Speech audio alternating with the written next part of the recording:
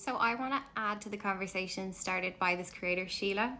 Sheila is an attorney based in Florida, and she made a video commenting on the Marines' composure compared to ICE.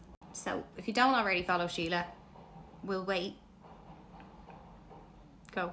Okay, you're back. I wonder, can I get an image of the Marines? Here's the famous Gavin Newsom tweet of them all sleeping on the floor. Firstly, the Marines are trained for expeditionary warfare.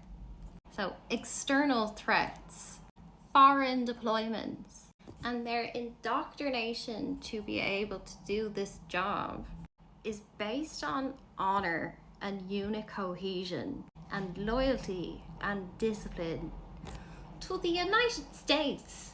So when you deploy them to LA, it's a conflict of their own training. They have a very strong identity as the protectors of American people. They are the first to fight when the threat is existential, but they are never involved in domestic policing. That's a different indoctrination manual. If I was the president of the United States trying to deal with this kind of a revolution, the Marines are not the force that you would send in anyway. The Marines go through a 13-week boot camp that is widely regarded as the toughest boot camp in the industry. The U.S. Marines are trained in combat conditioning, close order drills, and esprit de corps. The Marine training actually has one of the heaviest modules for ethics than any of the armed forces. They know that civilians are not enemy combatants. Even in war zones, rules of engagement on the Marines tightly govern their behavior because they're so dangerous, they're so highly trained that you need it to be really, really clear in their mind who the enemy is and who it is not. They are the most dangerous force on the planet, the US Marines. And so that use of force is tightly regulated, even within the indoctrination. Otherwise, imagine how incredibly dangerous that would be. ICE, on the other hand, were only thought of after 2003. Just to say, the US has had Marines since 1775. ICE has two divisions: enforcement and removal, and homeland security. It's the enforcement and removal guys who have the glitter on their necks in LA, and their training pipelines are law enforcement directed. So they don't have the same military culture. It's more of tactical policing style. So not a giant fat ethics module for them to sit with and think about the consequences of any violence perpetuated by them.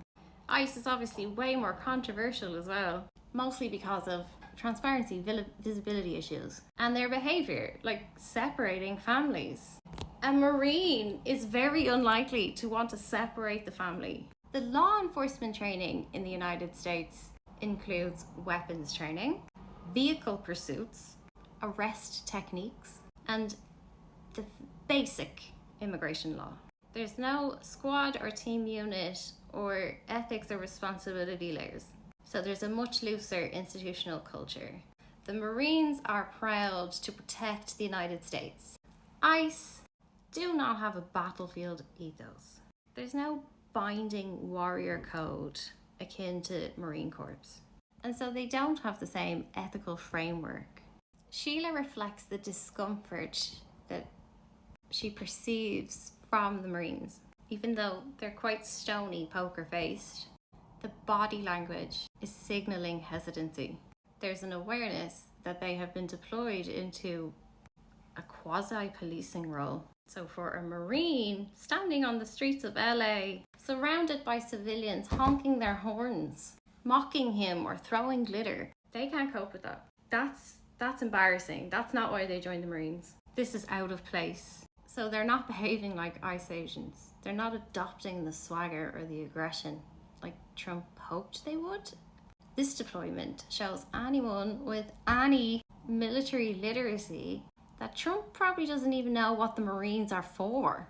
He just send in the Marines is a big dramatic, again, propaganda thing that he can pageantry for him. The commanding general of the Marines was clear that they were only deployed to ensure the protection of federal facilities and personnel. So Trump sends the order, and then the commanding general says, this is what you're doing, and this is what you're not doing. And he says Marines will not engage in arrests or law enforcement unless absolutely necessary. That's both an instruction to the Marines and a message to Trump about what they are and what they're not. Marines are trained to compose posture, react minimally. Stillness may well be intentional de-escalation posturing. In fairness, they are trained to absorb verbal abuse without breaking formation. But there's historical precedent for what Sheila is suggesting. We've seen fragging during the Vietnam War. Large-scale disillusionment among US troops resulted in over 500,000 incidents of desertification and hundreds of cases of fragging, which is when soldiers attack their officers.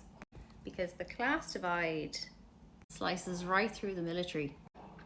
Usually the troops themselves have come from working class backgrounds. And after the BLM protests, Marine veteran Major Adam DeMarco publicly testified about the misuse of military force on protesters.